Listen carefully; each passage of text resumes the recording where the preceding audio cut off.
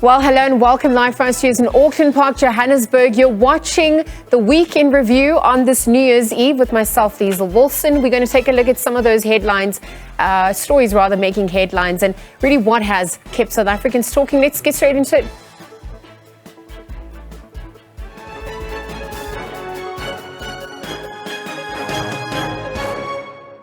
Well, first up, Catholic Pope Emeritus Benedict XVI has died at the age of 95. South African motorists can look forward to some relief in the new year.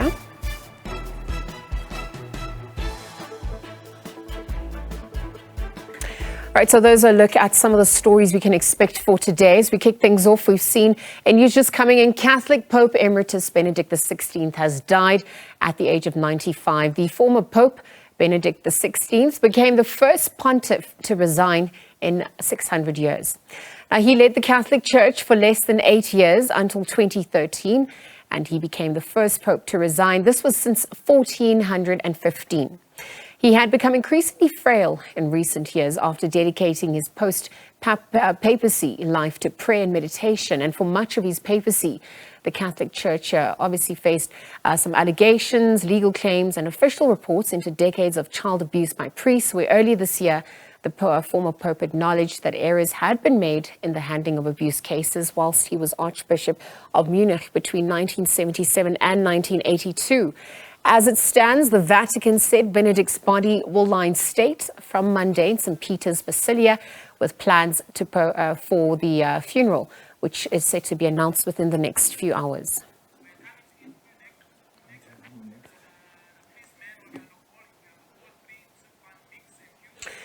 Well, for more on the story, we're joined by Archbishop Stephen Brislin from the Catholic Church. A very good afternoon to you, Archbishop, and thank you for joining us here on the SABC, perhaps as we pay homage to the life and times of the late Pope. Thank you very much. Good afternoon, and good afternoon to all your viewers. And indeed, we are quite saddened to hear of the death of Pope Emeritus Benedict XVI. But at the same time, we knew that he was suffering deeply from physical ailments, and that death has come as a relief for him from all the physical disease problems and pain that he was in. I think that also for us as Catholics, we know that he was a person of unshakable faith, and particularly in the faith of the resurrection. And so we believe certainly that a person who lived his life for Jesus Christ and who lived his life in the service of the Church, but not only the Catholic Church, the service of the world, in fact, that we believe that he will be granted a share in the resurrection of Jesus Christ, and that he will be given eternal life with God. Archbishop, let's look at his legacy to date as we pay homage to him, and perhaps, what it means for the Church, the world at large. I think that for us as Catholics particularly, we have an enormous sense of gratitude towards the late Pope, not only for his 8 years of the papacy, but as a theologian as well, particularly his role during the Second Vatican Council, where his theological thoughts guided the Council to a large extent and guided the shape of the world to come from the mid-1960s until today. As a cardinal, he served particularly in the Congregation for the Doctrine of the Faith, and it was in that capacity that he dealt with all the abuse cases that were happening throughout the world. And as you said, he admitted that mistakes had been made, and he certainly tried to correct a lot of those mistakes and to put in processes that would protect children and vulnerable people from any abuse within the Church. But as a Pope, in his 8 years of papacy, he gave very strong leadership in very difficult times. And I think particularly as Africans, we are very grateful for his hopeful message that he always gave to Africa. He was no Afro-pessimist, and he encouraged Africa to embark on the path of reconciliation and to seek ways of making peace. He believed that the African Church was a vibrant and young church and that held out enormous hope for the future. But he was also aware of the many conflicts that have been happening in Africa. And he tried to encourage us all to find ways of reconciling, ways of peace. And I think this was very encouraging for us, that hope that he has given to Southern Africa, but to Africa in general. And also the fact that he really tried to encourage people to respect differences in culture, saying that culture is our way of serving God. We serve God through our culture. We worship God through our culture. And therefore, we need to respect each other's cultures. Of course, not everything in culture is good. And so the church must take what is good in culture and abandon that which does not belong to Jesus Christ. But I think also as a person from a very young age, he was a person of conscience. He was, of course, forced in the Germany of the times to join the Hitler Youth, but very soon he deserted from the Hitler Youth, doing something that was illegal at the time, simply because of his conscience and the understanding that what he was doing and participating in was not right. And as you mentioned earlier, the fact that he resigned from the papacy, because at that point after about 8 years of being Pope, he realized that there were certain problems that he wasn't able to deal with sufficiently. And so he thought it better to resign, to give the space to a successor who would be able to deal better with those particular difficulties and problems. So I think for us Catholics, it's just an enormous sense of gratitude to God for giving us a person like Benedict XVI, who has given us such enormous and wonderful leadership over these past years. And I think his true worth will only become known in the future because of his writings, his theological writings. They will be greatly appreciated by future generations. So Archbishop, you speak about his contribution in theology. You speak about how he provided hope. You speak about his hope for Africa as well. I wonder, as we just look back at his legacy, what was the most significant confrontation with evil that the Pope had to come into contact with or had to face? How do you think he's taught us to navigate that very well during his life at times? For those who had the privilege of knowing him, what sort of nature did he have? He was an introverted person. Okay. He was, in a sense, a very private person, a very deeply prayerful person. I think he enjoyed company tremendously, but at the same time, he needed his personal space in a sense. And of course, being an intellectual, he could not always put things and teachings in very understandable terms for people. Unlike the present Pope, who can really speak to people and his message hits home. Being an academic and an intellectual, the writings of the late Pope are not always easy to understand. In his confrontation with evil, I would say one of the biggest evils he confronted really were the abuse cases within the Catholic Church itself. That was a great evil. And he certainly insisted and put in place the processes to deal with those abuse cases and to try and prevent them as much as possible in the future. I beg your pardon for that. So I think that was one of the things, but also his confrontation, in a sense, with culture itself, particularly Western culture, I would say, and the relativism that seemed to be creeping in and is perhaps part of our life. He believed in truth and eternal truth, that there are truths, and that truth cannot just be made subjective or relative to a particular people or a particular culture. And he really confronted relativisms in terms of proclaiming that truth does exist and there is truth. And our task as human beings is to discover the truth and to live by the truth. Speaking of truth, we are multifaceted as human beings. And I wonder, during his final years or perhaps during his life, did he experience the dark night of the soul? If so, how did he navigate that? How did he teach us to also embrace that and overcome that? I think for any deeply spiritual person, they will always experience the dark night of the soul. And I think Benedict, being an introvert and I think a very sensitive person in many respects, really did suffer greatly. He suffered from a great deal of criticism from people, a great deal of misunderstanding at times, because people didn't understand some of his teachings and didn't understand some of his theology, I suppose. So I think he did feel it and was very hurt by that. But it is faith, you see. It is faith that saw him through all those difficult times. The belief that God is present in the world, in our lives, and the belief that God was present in his life.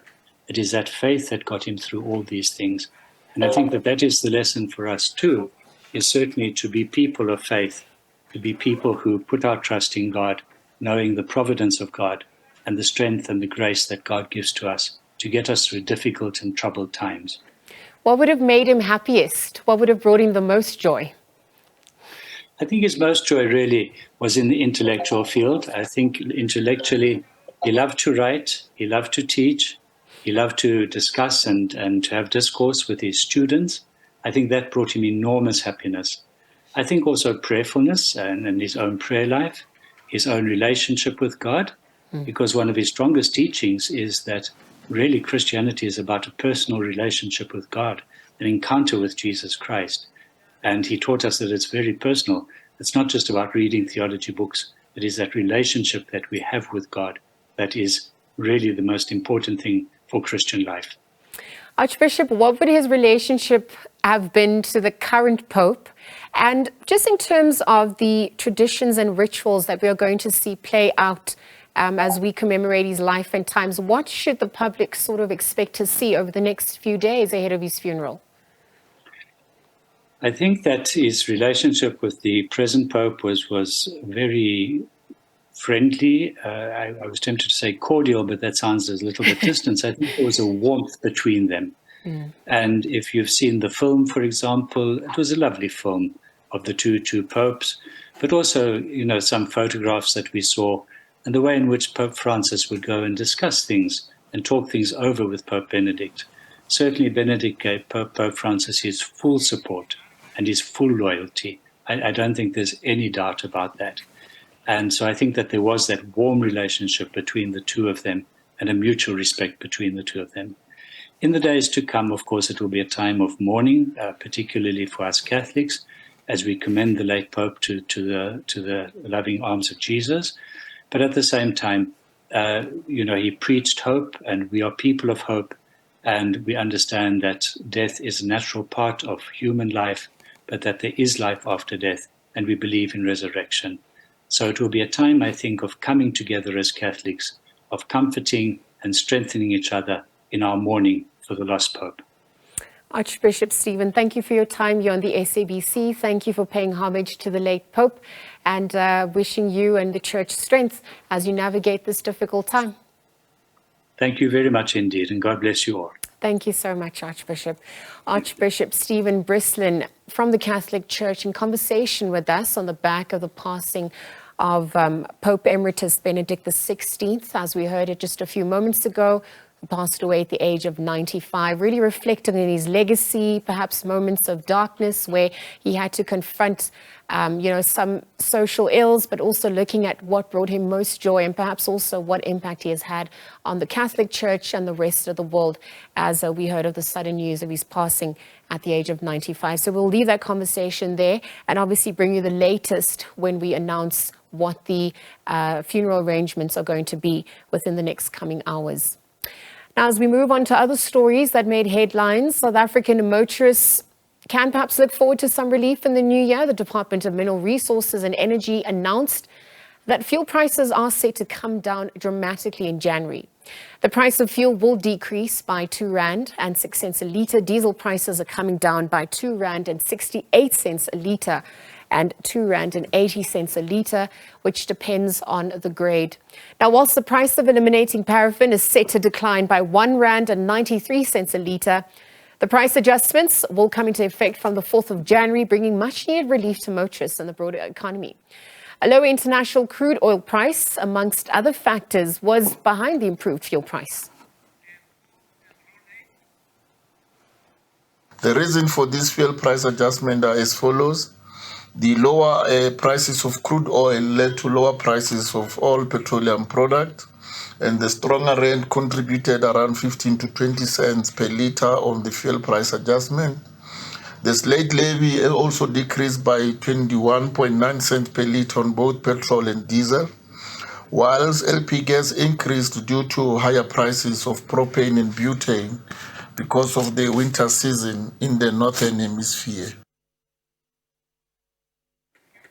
Meanwhile, in other news now, residents of Bokgalatladi village, this is near Burgersfort in Limpopo, say that they have recently learnt of 2 illegal miners that are trapped underneath the ground of an illegal mining operation. Illegal miners have been excavating chrome in their village for years now, and they also say that the illegal activities have also damaged their homes.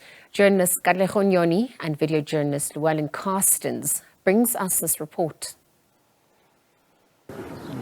Disgruntled community members at Bokgalatladi village outside Burgersfort in Limpopo are concerned about the negative impact that illegal mining activities has on their community. They inform SABC News that 2 illegal miners are trapped underneath the ground. Joining us to give us further information about this news is community leader Mr. Gqeberha. A very good morning to you. What do we know about the situation involving 2 illegal miners that are trapped underneath the ground? Yeah, he had that 3 months back.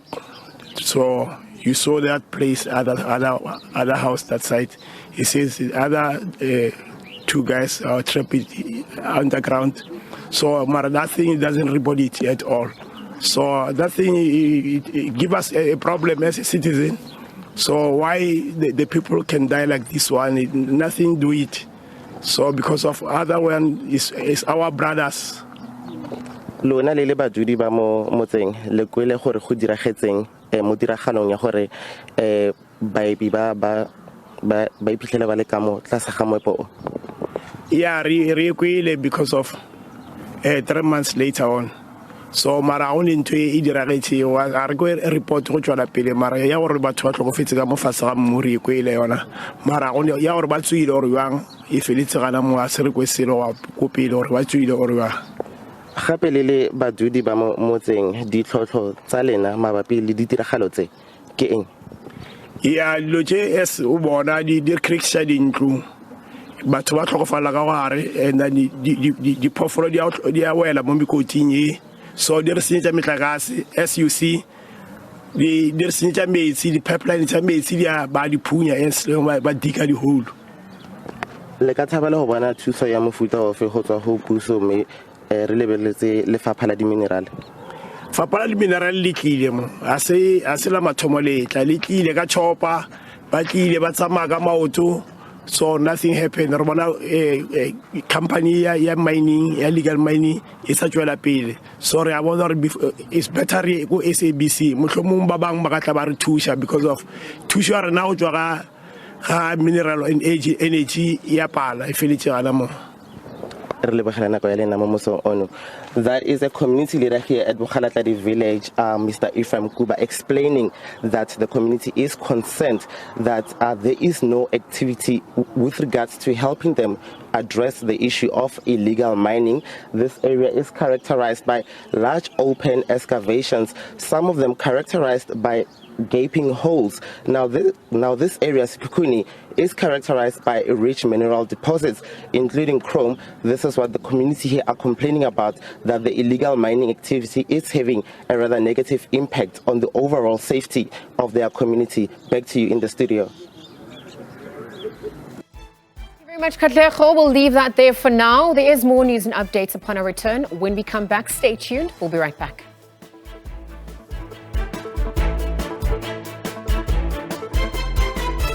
Welcome back. The Week in Review continues. Our developments around the Electoral Amendment Bill present grave dangers for the 2024 general elections. That's according to the Electoral Commission of South Africa. The bill, which has been adopted by both houses of parliament, will likely be delayed further after the Constitutional Court acceded to a second request by the National Assembly for an extension until February of 2023. Our Parliament says the additional time will allow further public participation. This will inevitably affect timeframes concerning the polls, but the bill seeks to give effect to a 2020 Constitutional Court ruling that independents be accommodated to run in national and provincial elections. It was the suggested amendments to the bill by the National Council of Provinces that threw a spanner in the works with regards to the signing into law of the Electoral Amendment Bill. The amendments relate to technical matters such as quotas and thresholds for contesting independents, as well as a possibility that the bill be implemented post the 2024 elections.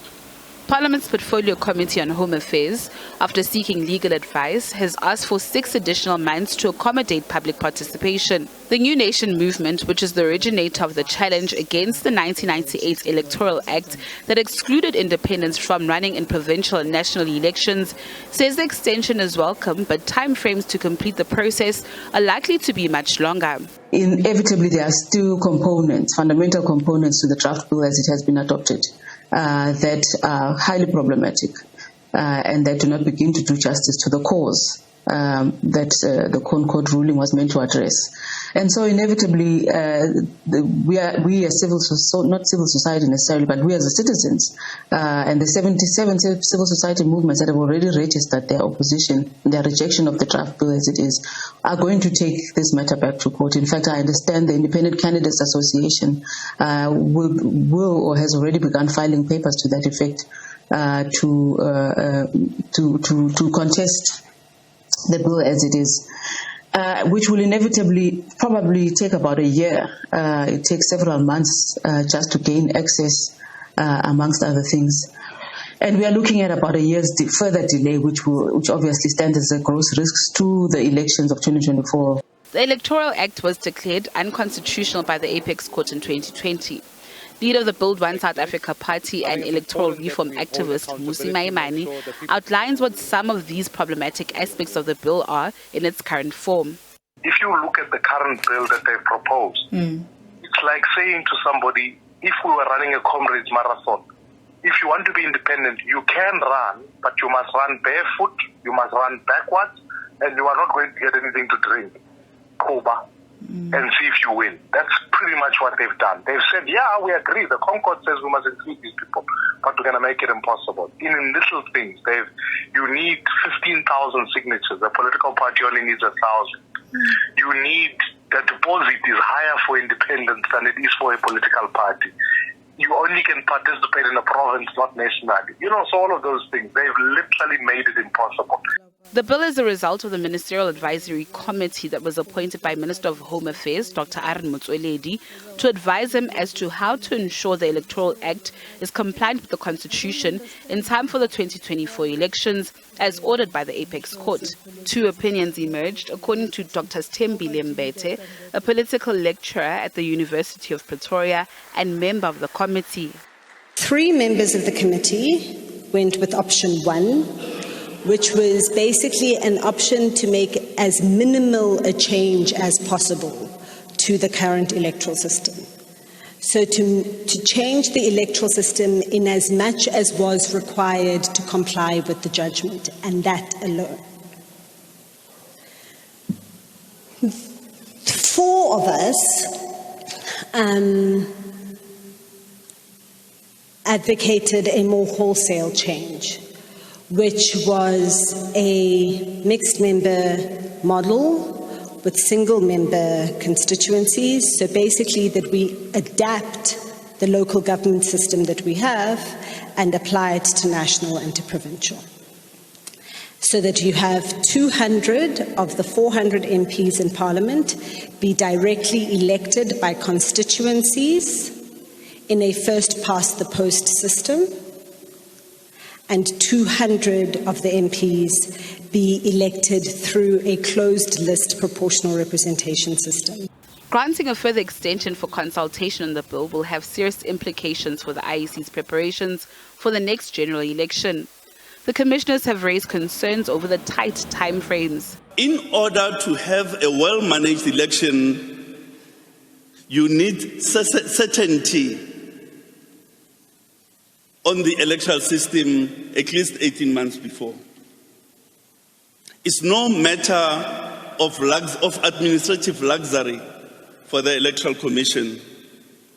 It's no matter of administrative convenience for the Electoral Commission, but it's about an imperative to make proper arrangements in order to give meaning to the right to vote. If you're going to have constituencies, it's definitely not something that there's going to be time for us as an election management body to implement for 2024. The New Nation movement says it appreciates that the IEC, by its own admission, needs an 18-month lead time to successfully run the elections. However, it has done so in less time during the country's inaugural democratic elections and the 2021 local elections. It says avoiding delays in holding of elections must not supersede the fundamental aim of the electoral reform project, which is to give justice to the people. There's a sense in which people are saying through various polls that have been run by various organizations that they simply don't know who to vote for. So I almost have a sense that there'll be a sense of apathy in the electorate about whether or not it's postponed by 6 months or not. If anything, the paramount question on their minds is who do we vote for? Who do we elect? Who do we bestow our trust in again to represent us truly and to carry this country forward in a direction that all of us desire for ourselves and for the sake of posterity. 2023 will see many more engagements with regards to the Electoral Amendment Bill, which will determine timeframes for the 2024 polls and what the political landscape will look like then and into the future. Natasha Piri, SABC News, Johannesburg. As we move into other news, in Gqeberha, holidaymakers are expected to turn up in numbers in the city's beaches to enjoy the sunny weather as we count down to 2023. Our reporter Yolanda Kambile is on the ground, keeping an eye on proceedings there. Yolanda, good afternoon. Thank you for joining us. Perhaps you could walk us through what the situation looks like on your end. Obviously, last year we saw there were COVID-19 restrictions. This year there aren't any. Is that reflective of that relaxation of rules? A very good afternoon to you, Lizelle, in the studio. We are here now coming live from Something Good Beach here in Gqeberha at Summer Strand. And as you said, people miss having this time, and you see it's very full. We've been going around all the beaches around here in the Nelson Mandela Bay, and people are having a very good time, and it's sunny. The weather, it's permitting for them to be out there, and more especially after them not being able to come to the beaches for a couple of years because of COVID-19.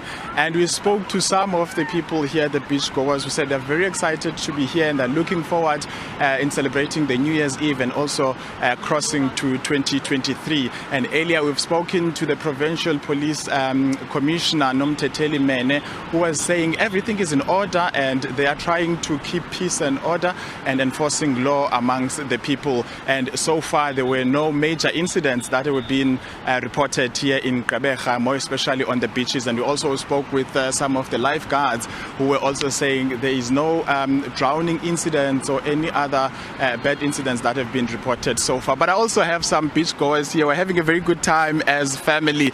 Good afternoon, ma'am. Tell us your name. Afternoon. My name is Hajira. I'm from Johannesburg. And my family and I has come down to PE to actually enjoy the sun, the ocean, and yeah, just the holidays. You're having a good time and the weather permits. Absolutely wonderful. The weather's absolutely wonderful. Coming from Johannesburg, it's just been rain and doom and gloom, but the sun now, yeah, has definitely done us good in a way. How long are you planning to stay here in PE? Well, I've been here already a couple of days. This is my last day. I'll be trekking off but to Cape Town and then back home. Also, the issue of safety. We know during this time you find that people are not safe or they are scared of their safety. How is that for you? At this point, I didn't see any concerns coming through. Yeah, we got to still be, on the lookout for anything, but everything's been fine so far. Nothing hectic, nothing scary. So yeah, PE, absolutely wonderful. Any plans for a crossover? I think just to see where it takes us, wherever we go. And wishes for 2023? Well, the best for everyone, the start of the new year, a good way. And obviously whatever challenges, to grant us the strength to go through it and obviously enjoy the good times. Thank you very much, ma'am. That's one of the persons here who came to have fun here on the beach. And also we have a gentleman here. Your name, sir, please? My name is Amir. Yes. Are you having a good time also? Yes, I am. I am having a good time. I see you come up with the family. Yes, I did. And yeah, we're enjoying it. Yeah, weather is nice. Like she said, it's raining in Joburg. It's nice and hot here in PE, so we're making the most of it. So you'll definitely encourage all other people to come and have fun here in PE, our beaches. Oh yes, of course. I'll encourage them to come down. Very nice place. We're enjoying it. Safe, and it's not as packed as Joburg. Wow. Lastly, waiting for the crossover, I'm sure. Yeah, we are. Thank you very much, sir. Thank you. Those are some of the people who are here at the beach who are having a very good time and enjoying with their families. Some, they are coming as far as Johannesburg, coming from Grahamstown around here in the Eastern Cape, and all over the country and the province, and are having a good time. You can see also people now are enjoying themselves in their swimwears and having a good time. We'll continue to monitor the situation and go around to check in all the beaches around. And what is nice, Lizelle, is that we haven't had any major incidents or reports of fatalities or any other things that may be untowards in terms of celebrating. So we hope that the people will continue to have a good time. And there was a stern warning issued by the Provincial Police Commissioner that the tavern owners, they should abide to the law and also close in time. You know that there were some issues here in Port Elizabeth of mass shootings that were happening during the course of the year, and also in the Eastern Cape, and we know of the incident of Enyobeni. So the Provincial Commissioner was also mentioning the fact that people have to take care of themselves and not to drink and drive, and also abide with the laws. Thank you. Very quickly, whilst we have you, we obviously heard about the state of affairs in KZN with regards to the water and the traces of E. coli. Would you say that more people have now flocked to the Eastern Cape province, specifically where you are, to get some, beach time in, obviously not being able to go to KZN? Okay. Yolanda Kambile, obviously giving us an update there. We've seen that he's keeping an eye on the ground on proceedings happening there in Gqeberha. This is beachgoers, spend some time there ahead of the new year. Really also speaking to a few beachgoers and saying that there haven't really been incidences to date. Encourage those who are around to come into the area. So we'll continue to see what festivities people get up to as they await to cross over into the new year. Let's also take a look from the Eastern Cape province, perhaps to KwaZulu-Natal, what's happening on that end. Beach revelers in KwaZulu-Natal visiting the coast from around the country might just have to suspend their outdoor activities as the South African Weather Service has now forecasted some rain this New Year's Eve as well as the first day of 2023. SABC News reporter Wusiko Malo earlier on was out and about in the streets of Durban to speak to those who have tried to enjoy their holiday on the beach. Yes, it's sunny skies out here in Durban. We are in Durban North Beach, where we are experiencing a large number of people who are coming to the beach. As you know, that during Christmas and also the Boxing Day, it was raining and people were not able to spend their holidays along the beach promenade. But today it's a different story with a number of them, especially coming all the way from Joburg and other provinces such as in Mpumalanga. As I'm letting Mapolovas just to show you the number of lifeguards are here as well, just to ensure that people are safe here on the beach, and those who are bathing are also safe as well.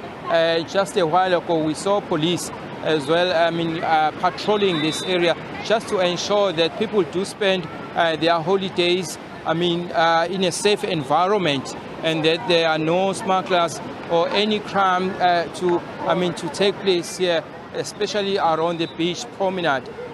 These are some of the visitors or holiday makers from Gauteng. They're going to tell us as to why did they choose Durban as their holiday destination. We choose Durban because we usually come here and we always enjoying to come here. So that's why every year we here. Noba kanjani. Okay. So what's your names and where specifically from Joburg? My name is Agnes Mandila. We from Boksburg. 4 of us. We staying from Boksburg. Okay. All the way from Boksburg. We know that 34 people had just died. It must be a great relief for you just to spend your time here along the beach promenade. Yeah, my name is Gqeberha Mandila. As she said, we're from Boksburg. it was very hurtful. Some of the people who we lost there, they were close to us. There was one from the next door from us, so it was very bad. So we're happy to be here to relieve the stress as well, to have fun and forget about the bad things for a moment. And how has been 2022? To some, it has proven to be a very troublesome year. Yeah, well, there were moments where there was happy moments, there were moments that was bad at times, but we survived. We thank God that we're still breathing, we're still carrying on, we're having fun now. All glory to God. Okay, thanks a lot for your Thank time. you. Thank you. Okay, let me hear a word from others now. Just your full names and also what are your plans for tonight and for next year? My name is Benedict. We're also from Boksburg. The plans for tonight, we're heading to Moses Mabhida. There's there's an event there, a huge one. It will be the first time going there. We just want to enjoy and forget about bad things that happens this year and focus on the 2023, whereby we're looking for good things. And we cannot achieve all those things without asking from God. So we always pray so that at least we have a good year, hoping that we'll see that. Actually, we believe that we're going to see that day. Okay, thanks a lot for your time. Thanks. Thank you. Thank you. We're going to have a good time. As Mapoloba is showing you the visuals of the people enjoying themselves here at the beach, as you can see at the moment it's not quite a lot of people, but a few that is here is enjoying their time here, spending quality time with their families, and also you can see the young ones. And some of the people, I must say that the majority of the people that you see here are coming from other provinces. I haven't seen even one who says that is coming from KwaZulu-Natal, is also a local one from KwaZulu-Natal or even Durban. Some of them are coming from Mpumalanga, northwest, as well as Gauteng. So those are the visitors that are here currently enjoying their quality time here at the beach. Yes, it's the New Year's Eve and people are flocking to the beach here at the Durban North Beach. We are seeing quite a small group of people who are coming to the beach just to swim and have nice time. At the moment, I've got a group coming all the way from the Northwest province. They are going to tell us about their plans for tonight and also about next year, just to hear about their New Year's resolutions. Let's talk to them, guess their names first. What are your names and which seats are you coming from in Northwest? I'm Togo. I'm from Mafikeng in the Northwest province. Okay, please tell us about the plans that you have for next year. Next year, I want to focus on leading a healthy life. Maybe I'll be a size 38, who knows. I also want to focus on my business. I started it last year and it's booming. Maybe next year if I put like everything in it, it will go. Okay, that's great. How's been Durban so far and when did you arrive? Durban has been treating us very well, hey? And then from Uartambo to here, and then tonight we'll be doing the Durban Rocks. Moses Mabhida Stadium. Okay. Let me hear about the plans that you have. We know that you are saying you'll be at the Moses Mabhida. What specifically are you going to do? Just to dance and do all stuff? Hey, we'll be dancing, having fun. She'll be getting down. Who are you looking to, in terms of the performance? Final musician. DJ Tira will be there and his crew. We can't wait. And what are your names and your plans? My name is Limpopo. I'm from Rustenburg, Northwest. Okay, Kevin must be treating you very well. Very well. Nice. Okay, these are the holiday makers all the way from the northwest who are saying that they are here just to visit Durban and also experience the fun that will be taking place already. It is already taking place, and they'll be here at the Mos Mabhida for a crossover later on tonight. It's back to you in the studio. Thank you very much, Vusi Kumalo, for that update in KZN on its various beaches, giving us an update on what people are getting up to this as they set to usher in the new year. We'll leave that there for now, take a quick ad break and continue with more news. When we return, stay tuned.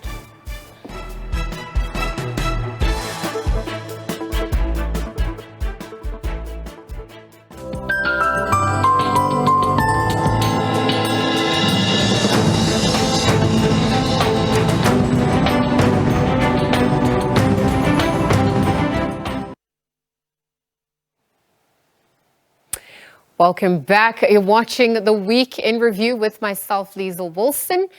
We've been taking a look at some stories making headlines throughout the week, perhaps also throughout the year, on this New Year's Eve rather, as we are set to usher in the new year in just a few hours. It's been an illustrious year to say the least, and there is a special message that has been left by President Cyril Ramaphosa. Let's take a look at what he had to say to the nation. My fellow South Africans, in a few hours we will ring in a new year. It is a time for fresh starts in a number of aspects that affect our lives and for making resolutions to do things better. It is also a time of hope. Hope for a better life for ourselves and for things to become better for the country that we all love. 2022 has been a difficult year. It is a year during which South Africans continued to endure the hardships that are given rise to by unemployment, poverty, and persistent inequality. On top of all this, we've had to deal with the rising cost of living and an energy crisis. We've also been burdened by the loss of loved ones to a number of tragedies. There have been devastating tragic events that have destroyed both lives and livelihoods. These events have included floods, fatal vehicle accidents, deaths in taverns, dam wall collapses, drownings, fires in informal settlements, and most recently, the terrible explosion of a fuel tanker in Boksburg in Gauteng that has killed so far at least 34 people. A number of young men have also lost their lives during the summer initiation season, turning what was meant to be a time of joy and celebration into a time of sorrow. Our thoughts and prayers are with all the bereaved families. May the Almighty embrace and comfort all families who suffered loss as a result of these tragic events. With all that has happened this past year, we must remain optimistic and have hope. For hope does and must remain eternal in our breasts. Much as we are going through a stormy phase in the life of our country, storms do eventually pass. 2 years ago, when the COVID-19 pandemic broke out, I said that we would overcome, and we have. The COVID-19 pandemic no longer determines how we live our lives as South Africans. We've been able to shelter societies most vulnerable from its worst effects. Our economy is beginning to grow again and is now larger than it was before the pandemic. Over the past year, around 1.5 million new jobs were created. The presidential employment stimulus has provided opportunities to many people in our country and is growing and thriving. We're improving the business operating environment and attracting new investment. We are undertaking reforms in the operation of our ports and railways and in our telecommunications, as well as our water and electricity sectors. And these are sectors that drive our economy. We are working hard to end the crisis of load shedding. We're increasing the amount of renewable energy on the grid. The benefits of this work may not be immediately felt, but we should expect that these efforts will steadily reduce the need for load shedding until it is no longer necessary. Over the last year, there have been milestones in the fight against corruption. The State Capture Commission handed over its final report to me, and government has now set out a plan for the implementation of its recommendations. There have been several arrests, prosecutions and convictions for corruption and cases related to state capture. Significant amounts of stolen money has been recovered by state-owned enterprises like Eskom and Transnet. Just as the new year is a time for a fresh start in our personal lives, so too must it be for the life of our nation. South Africans want to see our country's electricity challenges resolved. They want to see tougher action against corruption. They want to lead lives of dignity, and they also want to have jobs. They want to live in safety, freedom, and peace. We must build on the important work that has been done this past year to determine our actions in the next. We must intensify the fight against poverty and inequality and unemployment, as well as crime and gender-based violence. This is what South Africans want and deserve. Even as we face the challenges of today and tomorrow, the people of our country still hold fast to the belief in our nation's greatness. They are determined to see our country prosper and thrive. As we look to the year ahead, we pay tribute to the many outstanding South Africans who have served our nation. We pay tribute to emergency workers, law enforcement officers, lifeguards, firefighters, nurses, doctors, and other healthcare workers. We pay tribute to our educators who have worked so hard to restore our classrooms and our lecture halls as places of learning, and to the learners themselves and students who have given their very best in our centers of learning. We thank the hard-working staff, businesses and suppliers who keep our streets clean, who transport our commuters, and who provide our homes with various services. We applaud the farmers and farm workers who produce our food. We thank those who opened their hearts to victims of tragedy and helped wherever and however they could. Our humanity and our unity during times of hardship is what makes us who we are as South Africans. Let us enter 2023 with the courage and resilience for which we are known.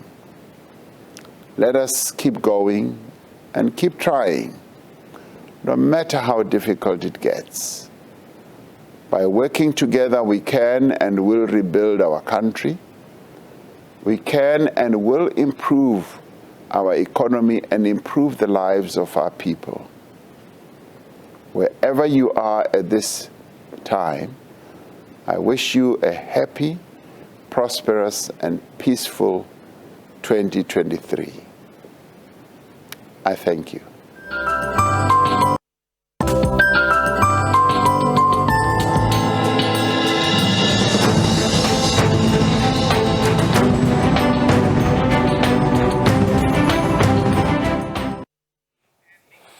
Well, thank you very much for that message from President Cyril Ramaphosa. Let's leave it there for now. Thank you very much for tuning in. Wishing you all the best for what's to come in the new year.